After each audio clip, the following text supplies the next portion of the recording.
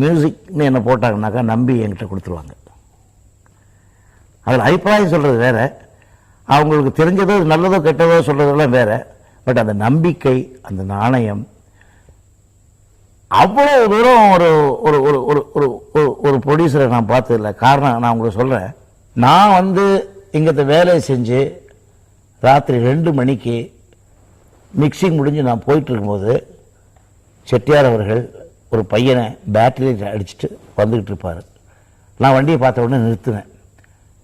எங்கே நேரத்தில்னு கேட்பேன். ஒன்றும் இல்லை, ஃபைனல் எடிட்டிங் நடக்குது, நான் அங்கே போய் உட்கார்ந்தேன்னா அவங்க கொஞ்சம் என்னை பார்த்த உடனே கொஞ்சம் சுறுசுறுப்பாக வேலை செய்வாங்க.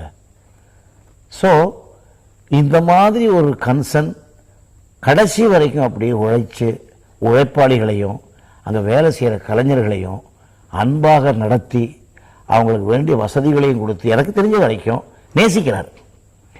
அப்படி அவங்களுக்கு உற்சாகம் கொடுக்கக்கூடிய அளவுக்கு ஒவ்வொரு பாயிண்டாக நான் பார்த்துருக்கேன். இன்னும் சொல்ல போனால் எனக்கு கூட வேலை செய்யும்போது ஒரு சம்பளம் பேசுவார். அப்புறம் அந்த வேலையை அப்ரிசியேஷன் பண்ணி உனக்கு நல்லா பண்ணியிருக்கீங்க, இன்னும் கூட கொஞ்சம் பணம் வச்சுங்கன்னு சொல்லுவார்.